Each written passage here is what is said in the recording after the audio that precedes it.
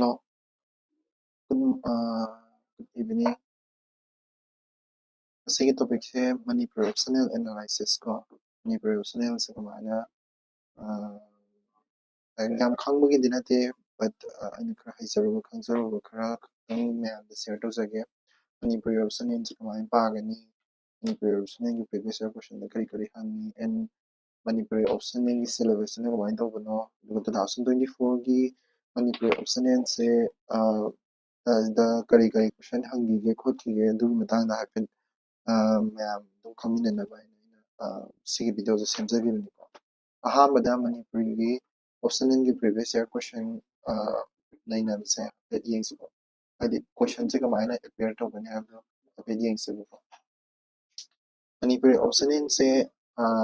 se magidi husik ne di bengali me ekta thari ko bengali me ekta maitai me ekta thaba maitai me ekta thaba yadri bengali me ekta iduni ko sikse maitai me ekta yadri and husik kana honadi honne hai maitai me ek se thona bagina makta but process to karai yobram no habidi ai su khangre aduga magi word limit lai ko adi word limit question ko si word limit se da khongbada mani aina lai ko aduga maximum mark paper amamamgi maximum mark lai paper se akhogidi su sarana haibada paper ani lai ko habidi Manipuri option n se da Manipuri option n se paper ani lai ai syllabus nei na badu su haizira ki ko se singak na bai na Manipuri option n paper ani lai paper 1 na paper 2 na ko the paper 1 sigi 250 mark oidoini ko aduga paper 2 gisu 250 mark oidoini ko aduni man ni se aduna total mark se 500 mark oidoini aduga paper ani mark se kogi 250 mark se pung 3 hours pini ko mo ko 3 hours pini mark ta grade on le raga no ta pula tha deni ko and paper amagi haitare paper amagi si paper amada section ani le section ko section ani le paper amamamgi section ani ni le haitare section C gisu section A habama section B habama C gisu section A habama C gisu section B habama le ko aduga section A hadi section A mai gi section sigi matungina question hadi sigi paper 1 sigi section A gi ko question mari leini aduga sigisu question mari leini aduga sigisu question mari leini sigisu question mari leini ko aduna tapidi kaino hara kana question mari ko question mari id section A gisu question mari section B gisu question mari pulapuna paper amada question ni pan ko sigi paper 2 gisu question pulapuna paper question ni pan leidoni ko aduga question akoina attempt tawba yabase habidi paper amagi akoina attempt tawba yabase question ni pan sigi manungda out of the pan manungda question manga di attempt tawroni ba aduga sigi kano number of question id question ni pan paper 2 gisu question ni pan lebisida question ni pan lebisida question manga di akoina attempt tawba daroni ko do akoina question manga ka hangbra idi hangde ko question manga sisu magi sub question me amama le question amamamda question me amam su le ko just aina question ama ne na pa bai wari ni ko ape ai detail da haizara ke ko paper animaki ko bed paper do paper ama khakang khallo paper 1 paper 2 animak talum lei de paper 1 paper 2 sida kogi section A sida question mari lei ko question mari lei section B sida question mari lei do ayuk ta thaba paper 1 gi na khalase ko paper 1 gi da question ni pa ne ko na khundui se adai da question ja ha ba hor ko ma da question number 1 se kogi the section A gi section A har question number 1 na tharam adai da question number 1 sida question number 1 sigi manung sida koina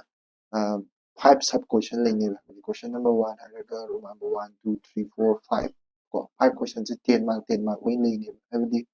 question number 1 haraga sida 1 2 3 plus minus up se moi pulapuna 5 question lene ko 5 question se 10 mark pigadi ko 10 mark ado si se compulsory oina khumdoine si compulsory oina khumdaba yade ko hadi paper ama khakang kholo hadi ayukta thaba paper du gi na kholo paper du gi ahamba section A gi question number 1 से सिजिमदि compulsory होइना खुमदोनि 10 mark question 10 mark question 1 से यारमदि question 5 यारमदि question 5 से 10 mark पीगनी सिदि compulsory होइना खुमदोनि को अदुगा question number 2 ga question number 2 3 and 4 question number 2 3 and 4 sisina question number 2 3 and 4 sisina koigi compulsory question din nate ba sidi choose to ba yai ko sidagi ai question number 2 3 4 sida question ahum yauni sigi question ahum sidagi ai ani choose to ba yai aduga sida su question ahum yaudoi ai haisarake ko sida question ahum yaugani sida su question ahum yaugani aduga sida sina si question ama sida question ama mamre sigi question number 1 sigi compulsory or section B gisu dumai tawdana section B gisu question number 5 tagi horoga question number 8 fawse section B gi oidoine ko question number 8 fawse aduda question number 5 se ngasai si compulsory oigibudo ayudi adudo oidoine question number 5 se ko di compulsory na khumba yadoine khumgadaba pot oidoine aduda magi manung jida question 5 yarongani question 5 ko magi manung gisu question 5 yarongani ko aduga sigi question pulapuna question 10 10 ma biba question 10 sidi compulsory oina khummadawni ngakdo akoi skip tawba yadre ko aduduga compulsory nataba akoina edi choose tawba yaba question se question 3 lay sidi question 3 ko sigi question 3 lay sigi question 3 lay question 3 se akoigi is ko question khodimak sida 20 ma biba maga 15 ma biba question ani ga yaw meaning di kano si question ahum si question 3 lay se question 3 se sigi 6 question se hujigi 6 question lay se magi manungda akoigi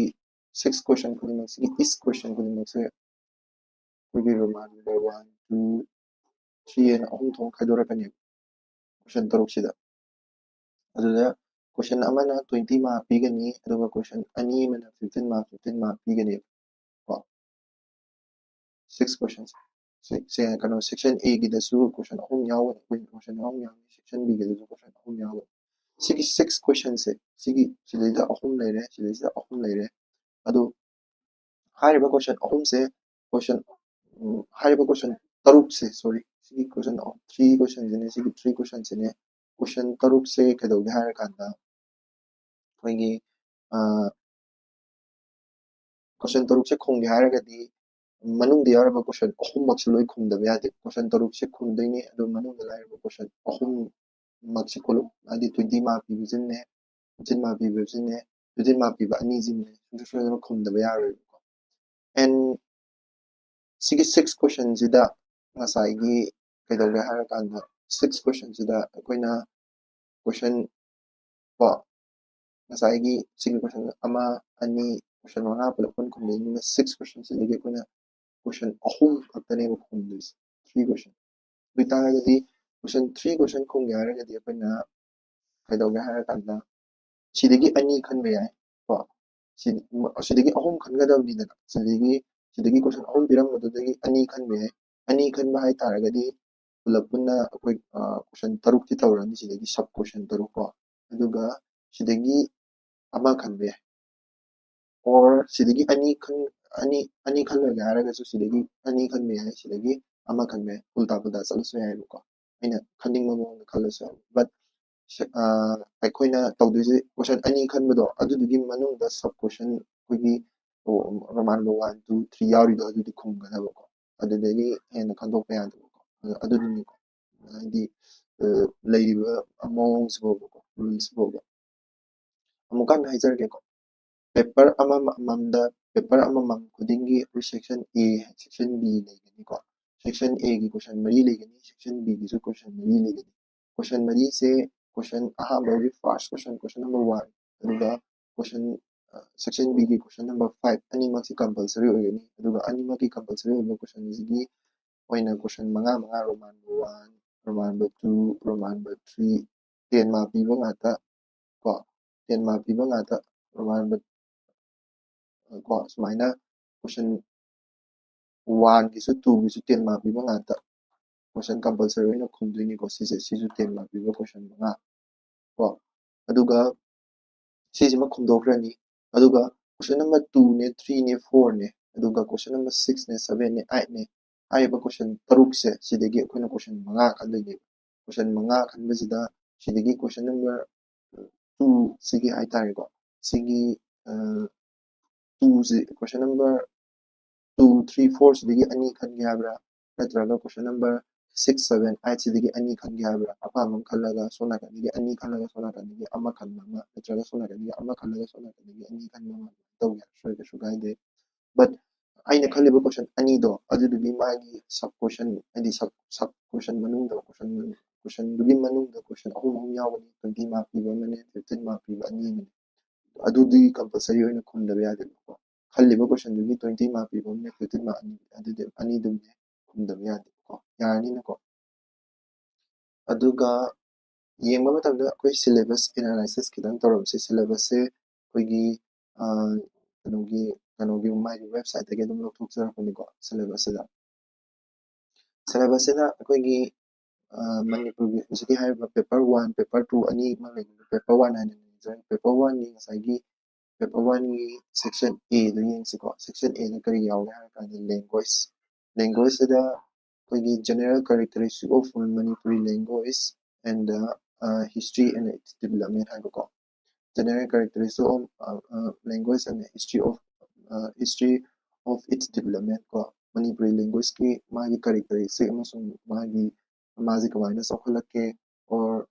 ꯀꯃꯥꯏꯅ ꯇꯧꯔꯒꯗꯤ ꯃꯥꯁꯤ ꯆꯥꯎꯈꯠꯂꯛꯀꯦ ꯍꯥꯏꯕꯗꯨꯒꯤ ꯃꯇꯥꯡꯗꯅꯤꯀꯣ ꯂꯦꯡꯒ꯭ꯋꯦꯖꯀꯤ ꯃꯇꯥꯡꯗꯅꯤ ꯁꯤꯗꯒꯤ ꯀꯣꯏꯁꯟ 3ꯃꯨꯛ ꯃꯃꯥꯡꯗ ꯍꯪꯈ꯭ꯔꯦꯀꯣ ꯀꯣꯏꯁꯟ 3ꯃꯨꯛ ꯃꯃꯥꯡꯗ ꯍꯪꯈ꯭ꯔꯦ ꯀꯣꯏꯁꯟ 3ꯃꯨꯛꯁꯦ ꯀꯣꯏꯁꯟ ꯑꯃꯈꯛꯇꯪꯗ ꯍꯟꯖꯜꯂꯒ ꯑꯗꯨꯝ ꯍꯪꯕꯅꯤꯀꯣ ꯀꯣꯏꯁꯟ ꯑꯃꯈꯛꯇꯪꯗꯅꯤ ꯃꯥꯅ ꯍꯟꯖꯜꯂꯒ ꯍꯪꯗꯣꯏꯁꯦ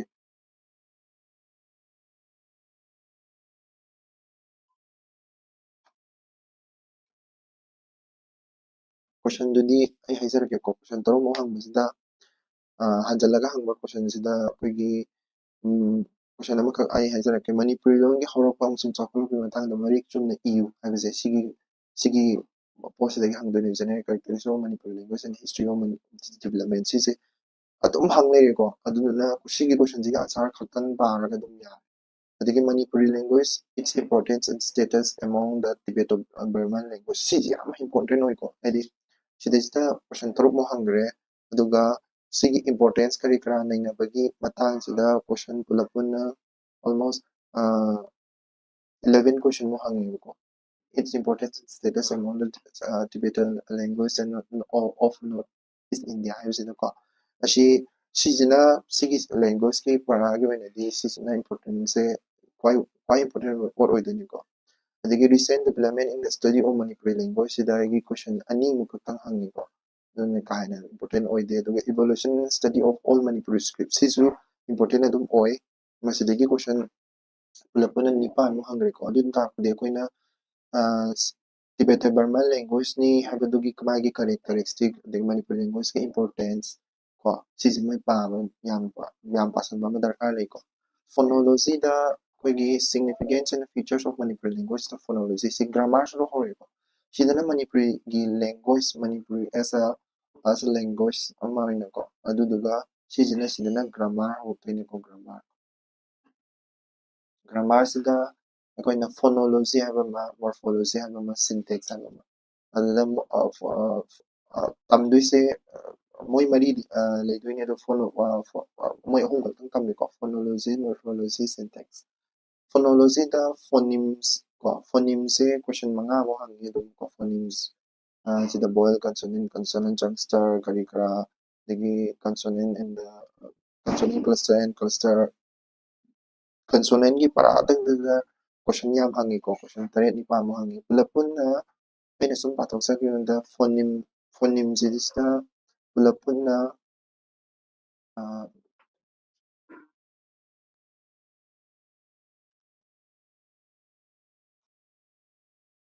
okay juncture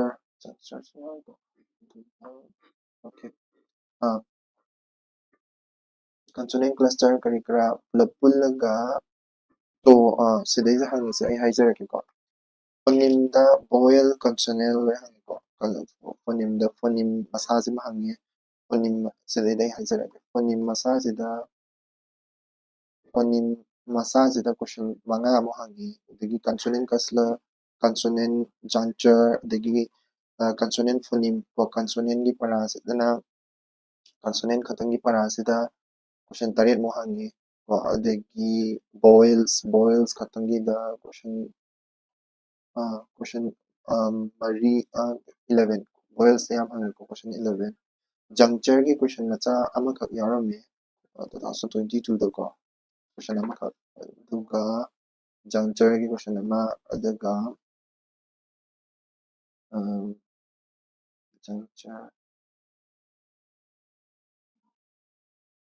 juncture gi question amakhak yarame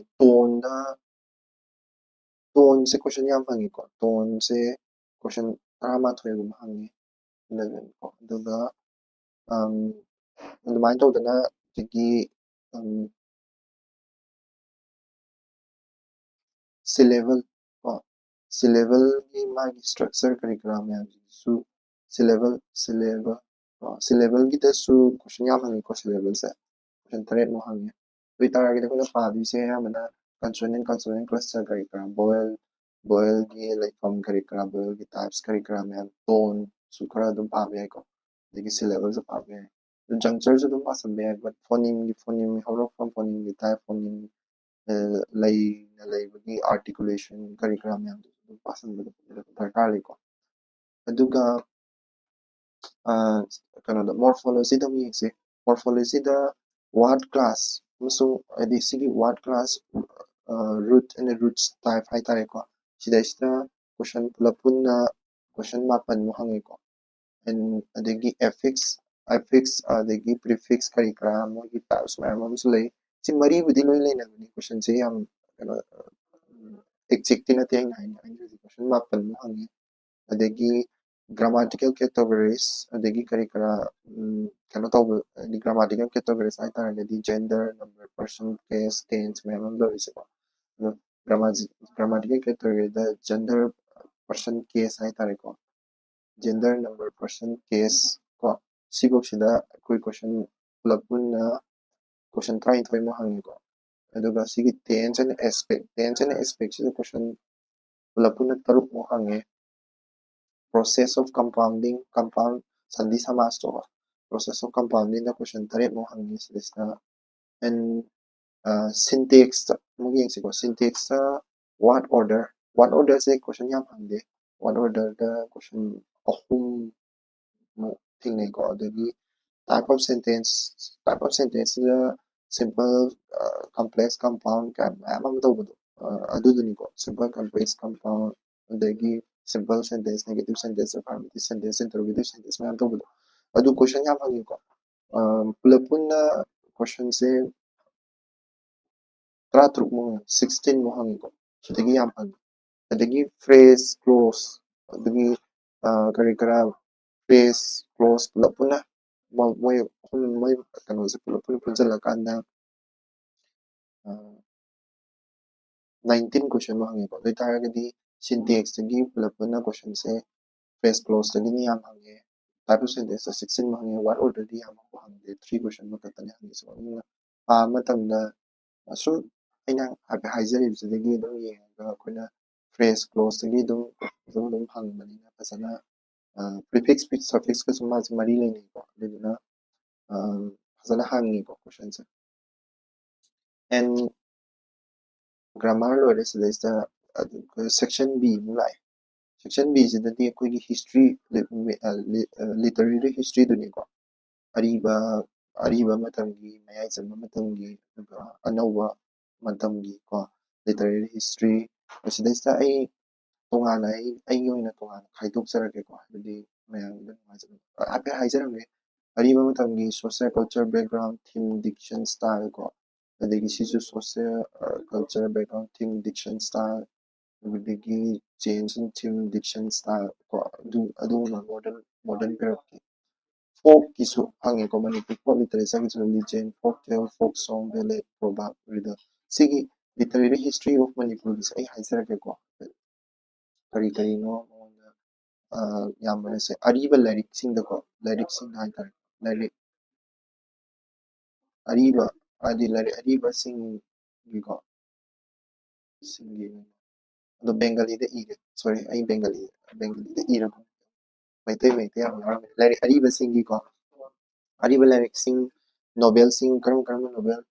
ꯍꯥꯏꯐꯦꯠ ꯍꯪꯈꯤꯒꯦ ꯍꯥꯏꯕꯗꯣ ꯍꯥꯏꯐꯦꯠ ꯍꯥꯏꯖꯔꯛꯀꯦꯀꯣ ꯄ꯭ꯔꯤꯚꯤꯌꯁ ꯏꯌꯔ ꯀꯣꯏꯁꯟꯗ ꯍꯪꯈꯤꯕꯁꯦ ꯆꯩꯊꯥꯔꯣ ꯀꯨꯝꯕꯥꯕꯥ ꯑꯃ ꯍꯪꯉꯦ ꯀꯣ ꯆꯩꯊꯥꯔꯣ ꯀꯨꯝꯕꯥꯕꯥ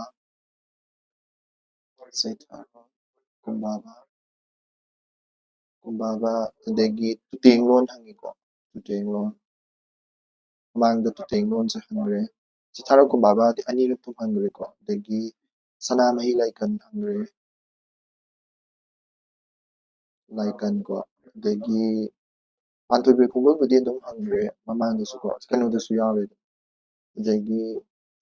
ꯍꯤꯖꯟ ꯍꯤꯔꯥꯎ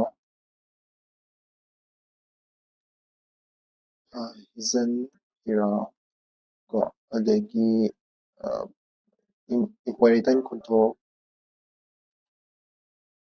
ꯄꯣꯏꯔꯩꯇꯣꯟ ꯈꯨꯟꯊꯣꯛ ꯑꯗꯒꯤ ꯕ꯭ꯔꯖꯦꯟꯗ꯭ꯔꯒꯤ ꯂꯨꯍꯣꯡꯕꯒꯤ ꯕ꯭ꯔꯖꯦꯟꯗ꯭ꯔꯒꯤ ꯂꯨꯍꯣꯡꯕꯒꯤ ꯋꯥꯔꯤꯗꯣ ꯗꯥꯛꯇꯔ ꯀꯃꯜꯒꯤ ꯑꯗꯨꯁꯨ ꯍꯪꯉꯦꯀꯣ ꯕ꯭ꯔꯖꯦꯟꯗ꯭ꯔꯒꯤ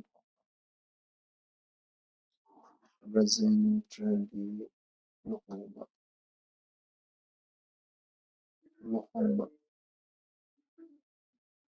ꯑꯔꯤꯕ ꯂꯥꯏꯔꯤꯛ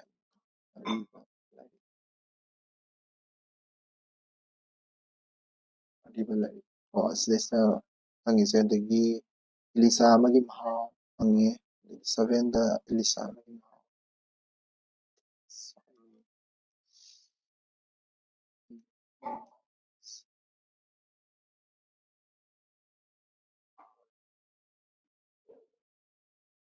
ꯃꯍꯥꯎ ꯑꯗꯒꯤ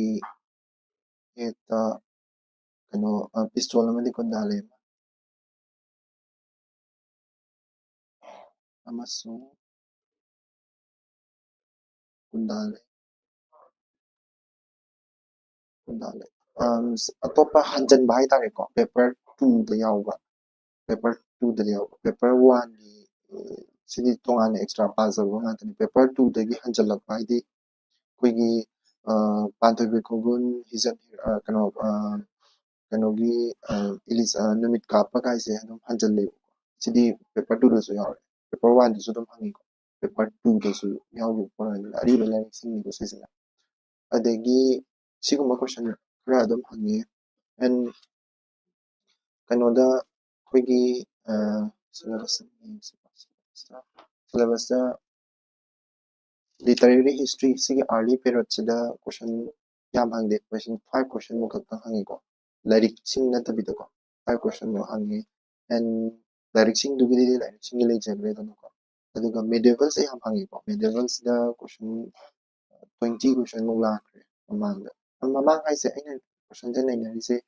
2013ꯗꯒꯤꯅꯤꯀꯣ 2013ꯗꯒꯤ 2023 ꯐꯥꯎꯒꯤꯅꯤꯀꯣ 2024ꯒꯤꯗꯤ ꯑꯩ ꯍꯧꯖꯤꯛ ꯍꯥꯞꯆꯜꯂꯛꯑꯒꯦꯕꯀꯣ ꯑꯗꯨꯒ ꯃꯣꯗꯔꯟ ꯄꯦꯔꯠꯀꯤꯁꯦ ꯃꯣꯗꯔꯟꯒꯤꯁꯤꯁꯨ ꯌꯥꯝ ꯍꯪꯉꯤ ꯃꯣꯗꯔꯟ ꯂꯤꯇꯔꯦꯆꯔꯁꯦ ꯁꯤꯗꯩꯁꯤꯗ ꯀꯣꯏꯁꯟ 13ꯃꯨꯛ ꯍꯪꯉꯤꯀꯣ ꯑꯗꯨꯗꯨꯅ ꯐꯣꯀꯁ ꯇꯧꯒꯗꯣꯏꯁꯦ ꯑꯅꯤꯁꯤꯗ ꯃꯦꯗꯤꯦꯕꯜ ꯄꯦꯔꯠꯀ ꯃꯣꯗꯔꯟ ꯄꯦꯔꯠꯀꯁꯤꯗ ꯐꯣꯀꯁ ꯇꯧꯔꯁꯦ ꯑꯗꯨꯝ ꯈꯨꯝꯕ ꯉꯝꯅꯤꯕ ꯑꯗꯒꯤ ꯃꯅꯤꯄꯨꯔꯒꯤ ꯐꯣꯛꯂꯣꯔ ꯍꯥꯏꯇꯥꯔꯦ ꯃꯅꯤꯄꯨꯔꯒꯤ ꯐꯣꯛꯂꯣꯔ ꯂꯤꯖꯦꯟꯒꯤ ꯃꯇꯥꯡꯗ ꯀꯣꯏꯁꯟ ꯃꯌꯥꯝ ꯑꯃ ꯍꯪꯈ꯭ꯔꯦꯀꯣ ꯂꯤꯖꯦꯟꯒꯤ ꯃꯇꯥꯡꯗ 10 ꯍꯪꯈ꯭ꯔꯦ ꯂꯤꯖꯦꯟꯁꯤꯗ ꯑꯗꯒꯤ ꯐꯣꯛ ꯇꯦꯜꯗ ꯀꯣꯏꯁꯟ 9 ꯀꯣ ꯑꯗꯒꯤ ꯐꯣꯛ ꯁꯣꯡꯗ 5 ꯀꯣꯏꯁꯟ ꯑꯃꯨꯛ ꯍꯪꯈ꯭ꯔꯦ ꯕꯦꯂꯦꯠ ꯍꯥꯏꯇꯥꯔꯦꯀꯣ ꯀꯔꯤ ꯀꯔꯥ ꯑꯗꯒꯤ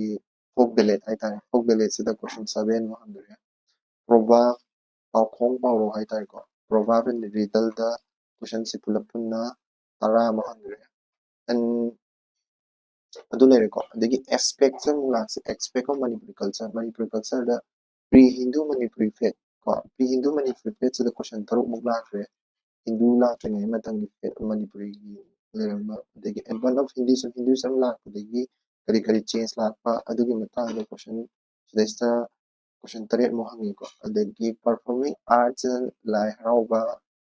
ꯑꯗꯒꯤ ꯃꯍꯥꯔꯥꯖ ꯀꯔꯤ ꯀꯔꯥ ꯀꯣ ꯄꯔꯐꯣꯔꯃꯤꯡ ꯑꯥꯔꯠꯁ ꯍꯥꯏꯇꯥꯔꯦꯀꯣ ꯗꯥꯟꯁ ꯀꯔꯤ ꯀꯔꯥ ꯑꯗꯨꯒꯨꯝꯕꯒꯤ ꯃꯇꯥꯡꯗꯅ ꯑꯩꯈꯣꯏꯒꯤ ꯃꯅꯤꯄꯨꯔꯒꯤ ꯑꯣꯏꯅ ꯂꯥꯏ ꯍꯔꯥꯎꯕ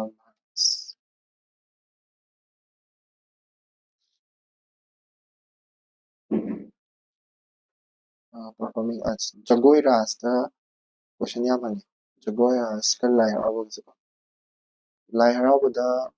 sigi lai harau da question nipan mu lakre ko lai harau ba sida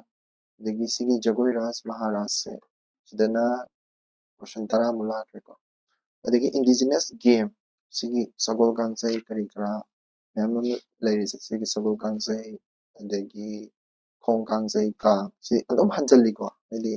hanjandaba mu yaudeba ko moi moi moi pulap sidagi question 33 mu lakre ko bitaragadi sisingsidi paabda loi kanaba ngatani ko hadi medieval sima pasan pabiro adagi modern period ki literature sima pasan pabiro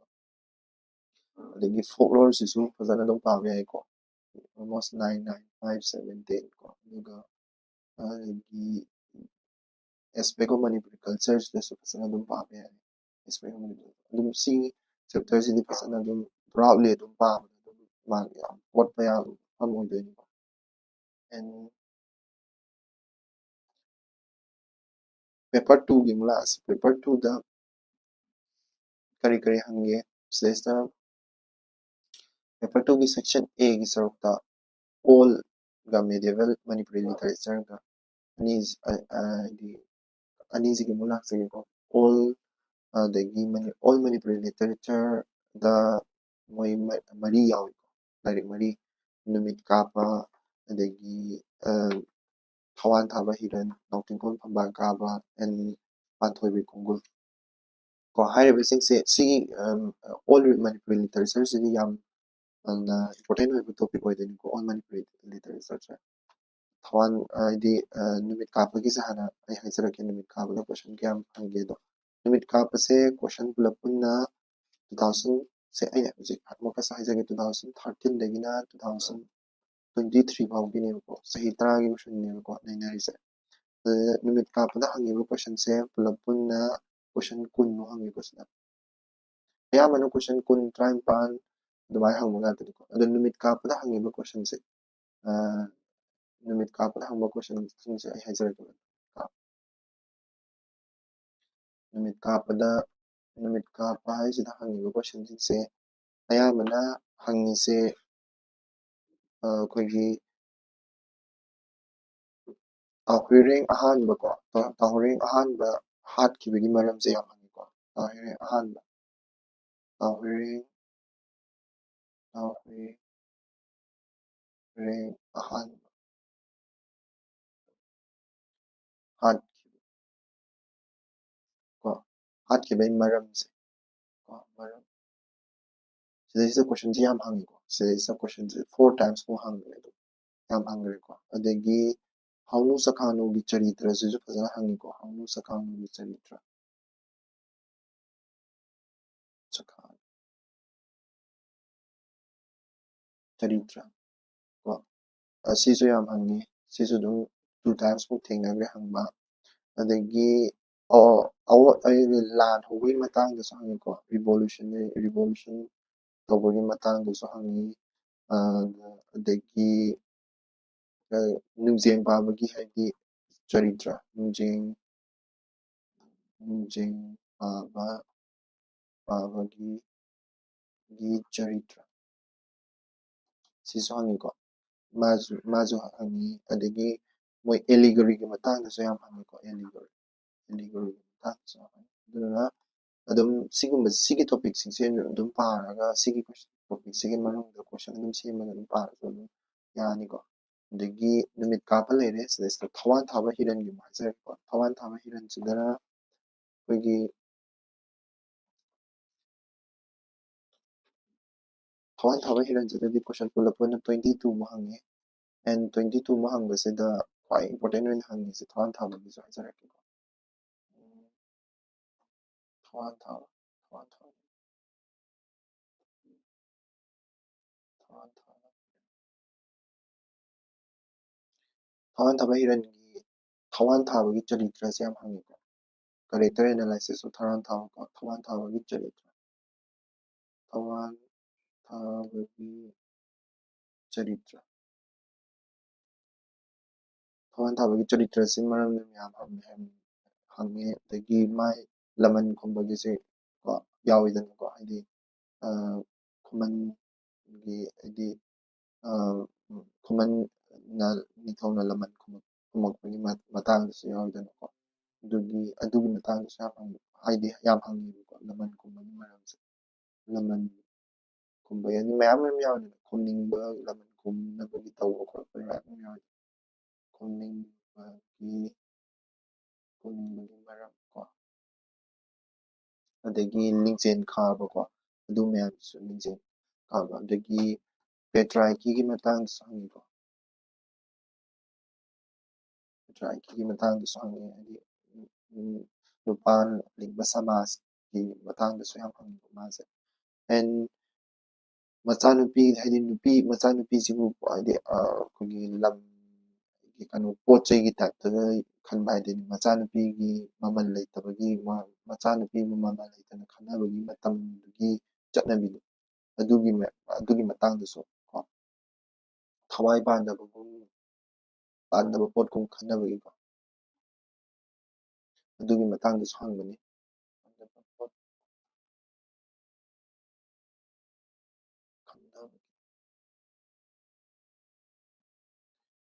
ꯑꯗꯒꯤ ꯁꯤ ꯈꯔ ꯂꯩꯔꯦ ꯑꯇꯣꯞꯄ ꯇꯣꯄꯤꯛꯇ ꯍꯧꯖꯤꯛꯀꯤ ꯀꯩꯅꯣꯗꯨꯒꯤ ꯃꯇꯥꯡꯗ ꯂꯥꯛꯁꯤ ꯈꯦꯜꯆꯟꯗ꯭ꯔꯒꯤ ꯅꯥꯎꯇꯤꯡꯈꯣꯜ ꯐꯝꯕꯥꯜ ꯀꯥꯕ ꯅꯥꯎꯇꯤꯡꯈꯣꯜ ꯐꯝꯕꯥꯜ ꯀꯥꯕꯗꯁꯨ ꯀꯣꯏꯁꯟꯁꯦ ꯌꯥꯝ ꯑꯩ ꯅꯩꯅꯖꯔꯛꯀꯦꯀꯣ ꯅꯥꯎꯇꯤꯡꯈꯣꯜ ꯐꯝꯕꯥꯜ ꯀꯥꯕꯗ ꯀꯣꯏꯁꯟ ꯀꯃꯥꯏꯅ ꯇꯧꯏ ꯈꯣꯠꯂꯤ ꯑꯗꯨꯒꯤ ꯃꯇꯥꯡꯗꯁꯨ ꯍꯥꯏꯐꯦꯠ ꯅꯩꯅꯖꯔꯛꯀꯦ ꯅꯥꯎꯇꯤꯡꯈꯣꯜ ꯐꯝꯕꯥꯜ ꯀꯥꯕꯗ ꯍꯪꯉꯤ ꯀꯣꯏꯁꯟꯁꯦ ꯀꯣꯏꯁꯟ 10ꯃꯨꯛ ꯍꯪꯉꯤꯀꯣ ꯅꯥꯎꯇꯤꯡꯈꯣꯜ ꯐꯝꯕꯥꯜ ꯀꯥꯕꯗ ꯀꯣꯏꯁꯟ 10ꯃꯨꯛ ꯍꯪꯉꯤ ꯑꯦꯟ ꯃꯉꯣꯟꯗ ꯌꯥꯝꯅ ꯍꯪꯉꯤꯁꯦ ꯍꯥꯏꯗꯤ ꯇꯣꯄꯤꯛꯇ ꯃꯉꯣꯟꯗ ꯌꯥꯝ ꯍꯪꯉꯤꯁꯦ ꯑꯩꯈꯣꯏꯒꯤ ꯀꯣꯏꯁꯟ ꯑꯣꯏꯅ ꯌꯥꯝ ꯂꯥꯛꯏꯁꯦ ꯄꯤꯇꯪꯉꯥꯒꯤ ꯄꯨꯟꯁꯤ ꯆꯔꯤꯇ꯭ꯔ ꯀꯣ ꯁꯤꯒꯤꯁꯨ ꯏꯖꯔꯛꯀꯦ ꯄꯤꯇꯪꯉꯥ ꯑꯗꯩ ꯅꯥꯎꯇꯤꯡꯈꯣꯜ ꯐꯝꯕꯥꯜ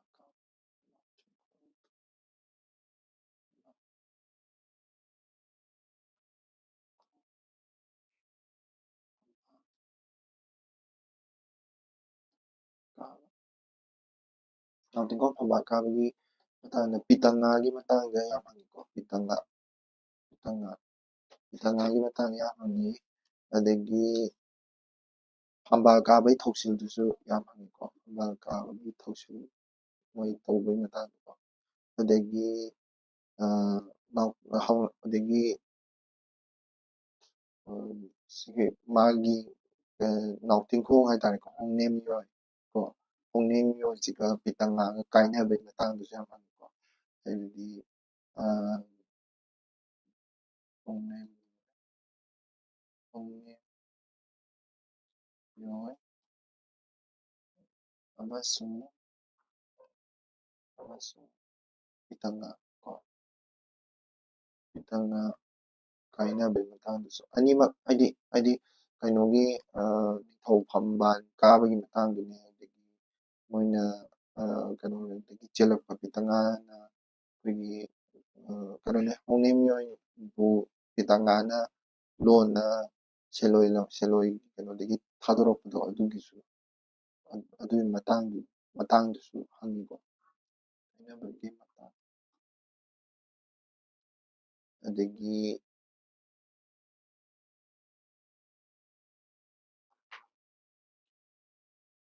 ꯏꯇꯤꯍꯥꯁꯤꯛ ꯀꯕꯤ ꯍꯥꯏꯇꯥꯔꯦꯀꯣ ꯍꯤꯁꯇꯣꯔꯤꯀꯦꯜ ꯏꯇꯤꯍꯥꯁꯤꯛ ꯀꯕꯤ ꯍꯥꯏꯇꯥꯔꯦꯀꯣ ꯏꯇꯤꯍꯥꯁꯤꯛꯀꯤ ꯀꯕꯤ ꯑꯃ ꯑꯣꯏꯅꯁꯨ ꯏꯇꯤꯍꯥꯁꯀꯤ ꯀꯕꯤꯌ ꯏꯇꯤꯍꯥꯁꯤꯛ ꯀꯕꯤꯌ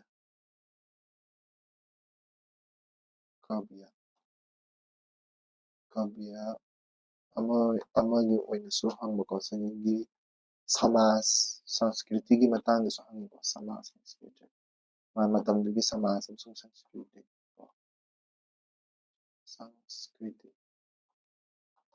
ꯑꯗꯨꯒꯤ ꯃꯇꯥꯡꯗꯁꯨ ꯍꯪꯉꯤ ꯑꯦꯟ ꯑꯔꯤꯕ ꯃꯅꯤꯄꯨꯔꯤ ꯁꯥꯍꯤꯇ꯭ꯌ ꯂꯥꯏꯔꯤꯛ ꯑꯃ ꯑꯣꯏꯅꯁꯨ ꯑꯗꯨꯃꯥꯏꯅꯀꯣ ꯑꯔꯤꯕ ꯃꯅꯤꯄꯨꯔꯤ ꯁꯥꯍꯤꯇ꯭ꯌꯒꯤ ꯂꯥꯏꯔꯤꯛ ꯑꯃ ꯑꯣꯏꯅꯁꯨ ꯅꯩꯅꯔꯛꯎ ꯀꯥꯏꯅꯀꯣ ꯃꯅꯤꯄꯨꯔꯤ ꯁꯥꯍꯤꯇ꯭ꯌ ꯂꯥꯏꯔꯤꯛ ꯑꯃ ꯑꯣꯏꯅ ꯂꯥꯏꯔꯤꯛ ꯑꯃ ꯑꯣꯏꯅ ꯅꯩꯅꯔꯛꯎ ꯀꯥꯏꯅꯀꯣ ꯑꯗꯨꯒꯁꯨ ꯍꯪꯒꯅꯤ ꯑꯦꯟ ꯁꯤꯗ ꯂꯩꯔꯦ ꯑꯗꯨꯒ ꯑꯃ ꯋꯥꯠꯂꯤꯕ ꯃꯥꯜꯂꯦ ꯄꯥꯟꯊꯣꯏꯕꯤ ꯈꯣꯡꯒꯨꯜ ꯄꯥꯟꯊꯣꯏꯕꯤ ꯈꯣꯡꯒꯨꯜ ꯄꯥꯟꯊꯣꯏꯕꯤ ꯈꯣꯡꯒꯨꯜꯁꯤꯁꯨ ꯀꯣꯏꯁꯟ ꯌꯥꯝ ꯍꯪꯉꯤꯀꯣ ꯄꯥꯟꯊꯣꯏꯕꯤ ꯈꯣꯡꯒꯨꯜꯗ ꯍꯪꯕ ꯀꯣꯏꯁꯟ ꯍꯥꯏꯇꯥꯔꯦ ꯄꯥꯟꯊꯣꯏꯕꯤ ꯈꯣꯡꯒꯨꯜꯁꯦ ꯀꯣꯏꯁꯟ 53 ꯍꯪꯉꯤ ꯑꯦꯟ ꯃꯥꯒꯤ ꯑꯣꯏꯕ ꯃꯦꯟ ꯇꯣꯄꯤꯛ ꯈꯔ ꯍꯥꯏꯖꯔꯛꯀꯦ ꯄꯥꯟꯊꯣꯏꯕꯤ ꯈꯣꯡꯒꯨꯜꯒꯤ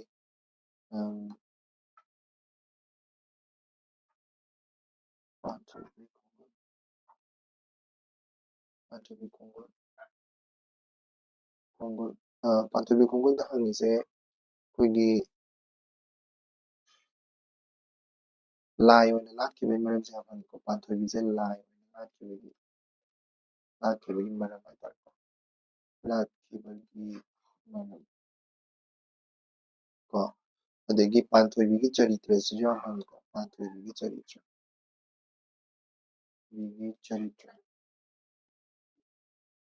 ꯑꯗꯒꯤ ꯀꯜꯆꯔ ꯃꯇꯝꯗꯨꯗ ꯂꯩꯔꯝꯕ ꯀꯜꯆꯔꯒꯤ ꯃꯇꯥꯡꯗꯁꯨ ꯌꯥꯝ ꯍꯪꯉꯤꯀꯣ ꯀꯜꯆꯔꯒꯤ ꯃꯇꯥꯡ ꯑꯗꯒꯤ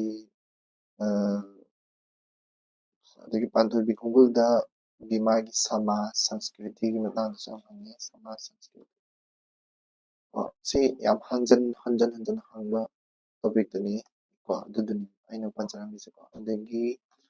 ꯃꯤꯗꯤꯌꯦꯕꯜꯗ ꯍꯥꯏꯇꯥꯔꯦꯀꯣ ꯑꯦꯝ ꯆꯟꯗ꯭ꯔ ꯁꯤꯡꯒꯤ ꯁꯝꯁꯣꯛꯉꯝꯕ ꯂꯩꯔꯦꯀꯣ ꯑꯗꯒꯤ ꯑꯥꯔ ꯀꯦ ꯁꯅꯥꯁꯤꯡꯒꯤ ꯔꯥꯃꯥꯌꯟ ꯑꯗꯤꯀꯟꯗ ꯑꯗꯒꯤ ꯙꯅꯟꯖꯣꯏ ꯂꯥꯏꯕ ꯅꯤꯡꯕ ꯆꯟꯗ꯭ꯔꯀꯤꯔꯇꯤ ꯖꯤꯂꯥ ꯆꯪꯕ ꯀꯣ ꯑꯁꯤꯒꯤꯁꯨ ꯀꯣꯏꯁꯟ ꯍꯥꯏꯐꯦꯠ ꯀꯌꯥꯝ ꯍꯪꯒꯦ ꯑꯗꯒꯤ ꯀꯔꯤ ꯇꯧꯒꯦ ꯍꯥꯏꯕ ꯍꯥꯏꯐꯦꯠ ꯑꯩ ꯍꯥꯏꯖꯔꯛꯀꯦꯀꯣ ꯁꯝꯁꯣꯛꯉꯝꯕꯒꯤ ꯑꯣꯏꯅꯗꯤ ꯔꯥꯃꯥꯌꯟ ꯑꯗꯤꯀꯟꯗꯒꯤ ꯍꯥꯟꯅ ꯍꯥꯏꯖꯔꯛꯑꯒꯦꯀꯣ ꯔꯥꯃꯥꯌꯟ ꯑꯗꯤꯀꯟꯗꯒꯤ ꯃꯥꯁꯦ ꯀꯣꯏꯁꯟ 53 ꯍꯪꯉꯤ ꯀꯣ ꯔꯥꯃꯥꯌꯟ ꯑꯗꯤꯀꯟꯗꯒꯤ ꯑꯦꯟ ꯔꯥꯃꯥꯌꯟ ꯑꯗꯤꯀꯟꯗꯁꯤꯁꯨ ꯑꯩꯈꯣꯏꯒꯤ kaya ramayan adi topic oina important oiba topic khara pallabadako andakmunigi sap to andakmunigi sap dudu mayam phadra hangiko munigi sap adagi sigi topic singse ay tongamba video singda nazarkeko ramayan gi subchilaba masak ko ramayan gi subchilaba masak ama oina nainaruna ꯑꯗꯨꯒꯤ ꯃꯇꯥꯡꯗꯁꯨ ꯍꯪꯉꯤꯀꯣ ꯑꯗꯒꯤ ꯀꯩꯀꯩꯒꯤ ꯃꯇꯥꯡꯗꯁꯨ ꯍꯪꯉꯤ ꯀꯩꯀꯩꯀꯣ ꯑꯗꯒꯤ ꯔꯥꯝ ꯄꯣꯛꯄꯒꯤ ꯃꯇꯥꯡꯁꯨ ꯌꯥꯝ ꯍꯪꯉꯤꯀꯣ ꯄꯣꯛꯄꯒꯤ ꯃꯇꯥꯡ ꯑꯩꯁꯤ ꯀꯣꯏꯁꯟꯁꯦ ꯑꯗꯨꯝ ꯀꯣꯏꯁꯟꯁꯤꯡ ꯂꯣꯏꯅꯃꯛ ꯅꯩꯅꯖꯔꯛꯀꯦꯀꯣ ꯀꯩꯅꯣ ꯇꯧꯔꯒ ꯅꯩꯅꯖꯔꯛꯀꯦ ꯑꯦꯟ ꯙꯅꯟꯖꯣꯏ ꯂꯥꯏꯕ ꯀꯩꯅꯣ ꯆꯟꯗ꯭ꯔꯀꯤꯔꯇꯤ ꯖꯤꯂꯥ ꯆꯪꯕꯁꯦ ꯀꯣꯏꯁꯟ ꯀꯌꯥꯝ ꯍꯪꯉꯤ ꯆꯟꯗ꯭ꯔꯀꯤꯔꯇꯤ ꯖꯤꯂꯥ ꯆꯪꯕꯒꯤ ꯆꯟꯗ꯭ꯔꯀꯤꯔꯇꯤ ꯖꯤꯂꯥ ꯆꯪꯕꯗ ꯀꯣꯏꯁꯟ ꯃꯥꯏꯁꯨ 53 ꯍꯪꯉꯤꯀꯣ ꯆꯟꯗ꯭ꯔꯀꯤꯔꯇꯤ ꯖꯤꯂꯥ ꯆꯪꯕꯁꯤꯗ ꯑꯗꯒꯤ ꯆꯟꯗ꯭ꯔꯀꯤꯔꯇꯤ ꯖꯤꯂꯥ ꯆꯪꯕꯒꯤ ꯑꯩ ꯀꯩꯅꯣ ꯍꯥꯏꯖꯔꯛꯀꯦ ꯃꯥꯒꯤ ꯆꯟꯗ꯭ꯔꯀꯤꯔꯇꯤ ꯖꯤꯂꯥ ꯆꯪꯕꯒꯤ ꯃꯦꯟ ꯇꯣꯄꯤꯛꯁꯤꯡꯀꯣ ꯆꯟꯗ꯭ꯔꯀꯤꯔꯇꯤ ꯑꯩꯅ ꯏꯖꯔꯤꯁꯦ ꯀꯩꯅꯣ ꯇꯧꯕꯅꯦꯕ PDF ꯑꯣꯏꯅ ꯐꯪꯅꯕꯒꯤꯅ ꯃꯌꯥꯝ ꯚꯤꯗꯤꯑꯣꯁꯤ ꯌꯦꯡꯅꯤꯡꯗ꯭ꯔꯁꯨ PDF ꯑꯣꯏꯅ ꯑꯗꯨꯝ ꯌꯦꯡꯖꯔꯅꯤ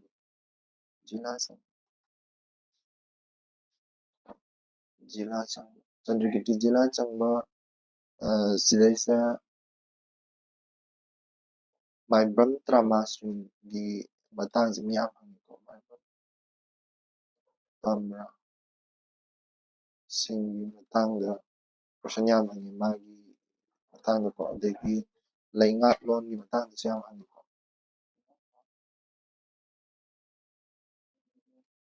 ꯂꯩꯉꯥꯛꯂꯣꯟ ꯑꯃꯗꯤ ꯆꯠꯅꯕꯤꯒꯤ ꯃꯇꯥꯡꯗꯁꯨ ꯀꯣꯏꯁꯟ ꯌꯥꯝ ꯍꯪꯉꯤꯀꯣ ꯑꯗꯒꯤ ꯆꯟꯗ꯭ꯔꯀꯤꯔꯇꯤꯒ ꯁꯥꯍꯦꯕꯀꯒꯤ ꯃꯔꯤꯗꯨꯁꯨ ꯍꯪꯉꯤ ꯀꯣ ꯁꯥꯍꯦꯕꯀ ꯆꯟꯗ꯭ꯔꯀꯤꯔꯇꯤꯒꯤ ꯃꯔꯤꯗꯨꯁꯨ ꯍꯪꯉꯤ ꯑꯗꯒꯤ ꯂꯥꯏꯅꯤꯡ ꯄꯔꯩ ꯆꯦꯠꯄ ꯀꯣ ꯂꯥꯏꯅꯤꯡ ꯄꯔꯩ ꯆꯦꯠꯄ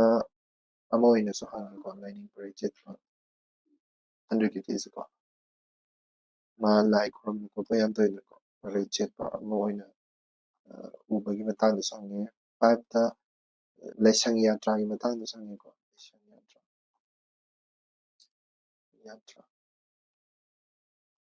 ꯑꯗꯒꯤ ꯏꯁꯣꯔ ꯀꯧꯈꯤꯕꯒꯤ ꯃꯔꯝ ꯃꯇꯥꯡꯗꯁꯨ ꯍꯪꯉꯦꯀꯣ ꯏꯁꯣꯔ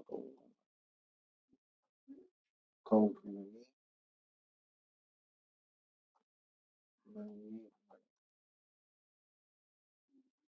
ꯑꯦꯟ ꯀꯩꯅꯣꯒꯤ ꯁꯝꯁꯣꯛꯉꯝꯕꯒꯤ ꯃꯇꯥꯡꯗ ꯁꯨꯝ ꯍꯥꯏꯖꯔꯛꯀꯦ ꯙꯅꯟꯖꯣꯏ ꯂꯥꯏꯕ ꯅꯤꯡꯕꯁꯤꯅ ꯀꯣꯏꯁꯟ ꯄꯨꯂꯞ ꯄꯨꯟꯅ ꯃꯥꯁꯨ ꯀꯣꯏꯁꯟ 13 ꯍꯪꯉꯤꯀꯣ ꯂꯣꯏꯅꯃꯛ ꯑꯩꯅ ꯍꯥꯏꯕꯗꯣ ꯂꯣꯏ ꯆꯞ ꯃꯥꯟꯅꯩ ꯀꯣꯏꯁꯟ 13 ꯍꯪꯉꯤ ꯑꯦꯟ ꯙꯅꯟꯖꯣꯏ ꯂꯥꯏꯕ ꯅꯤꯡꯕꯗ ꯌꯥꯝ ꯍꯪꯉꯤꯁꯦ ꯍꯥꯏꯖꯔꯛꯀꯦ ꯑꯗꯨꯒꯤꯁꯨ ꯙꯅꯟꯖꯣꯏ ꯂꯥꯏꯕ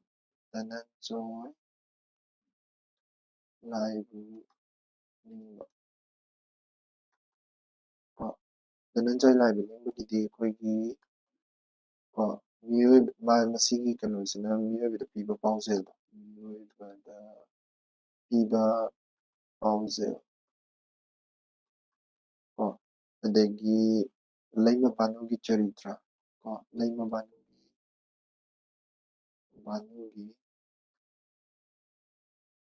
ꯄꯥꯟꯨꯒꯤ ꯆꯔꯤꯇ꯭ꯔ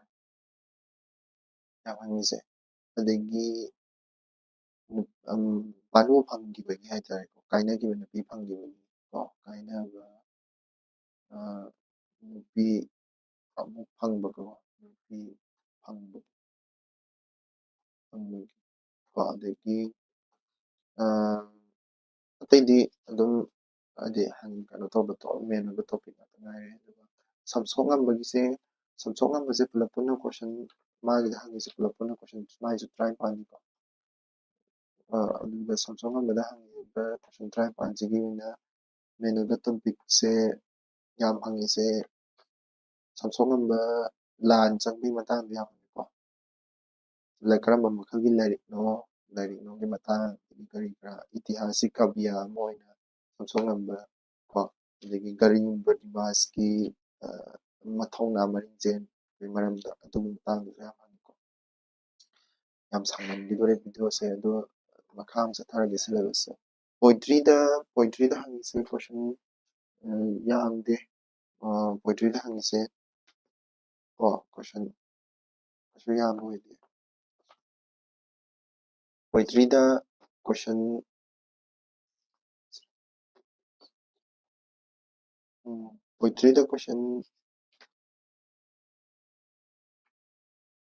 ꯄꯨꯂꯞ ꯄꯨꯟꯅ ꯀꯣꯏꯁꯟ 23 ꯑꯃ ꯍꯪꯉꯤꯀꯣ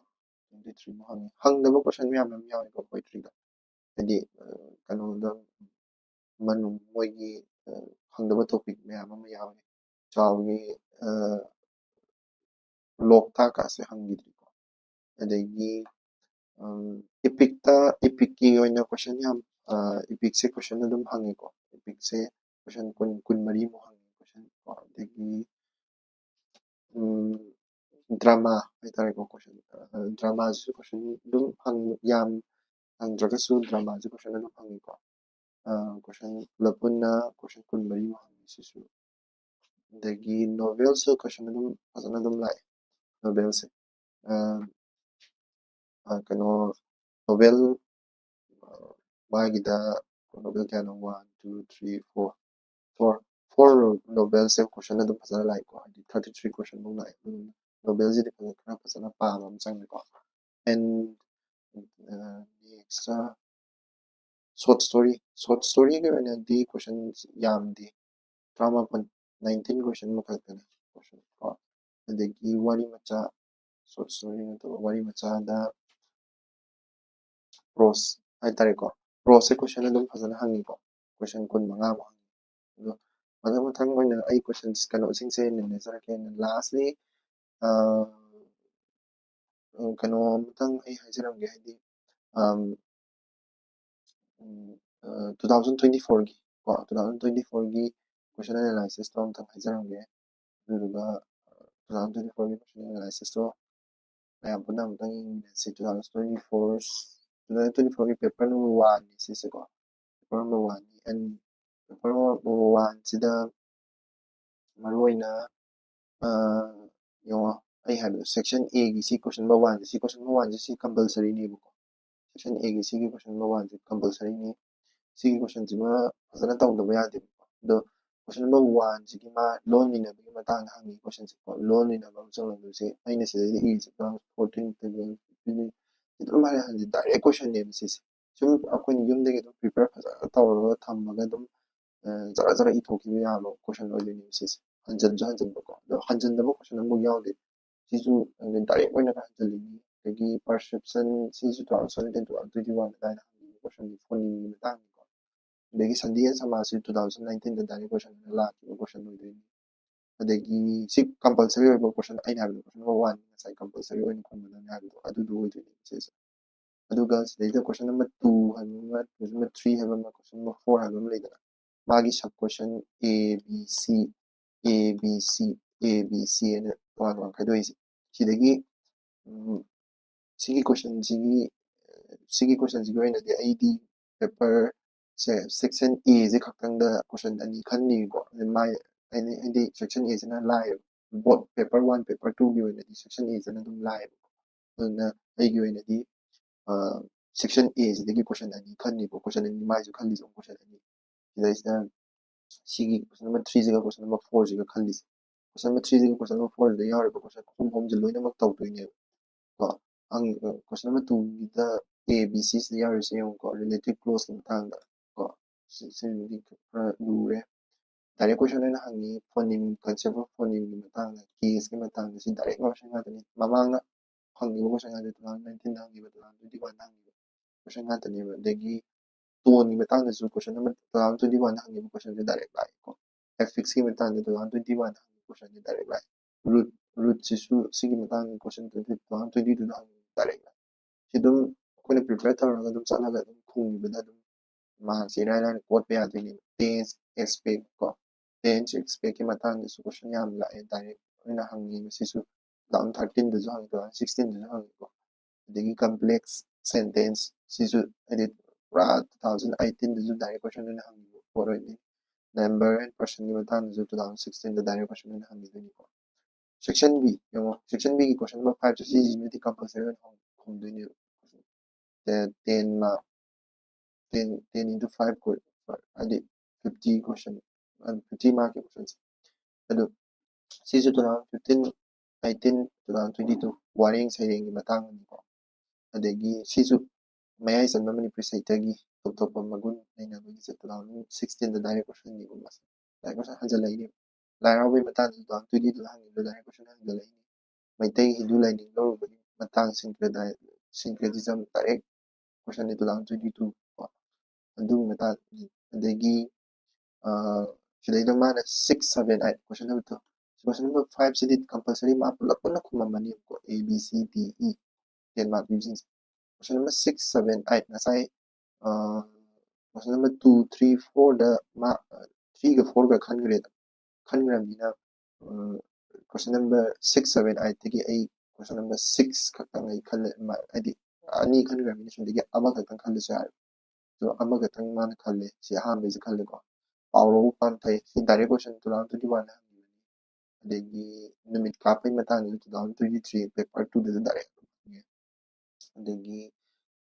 Rasli lagi matang ni ko 2014 2016 2020 da adagi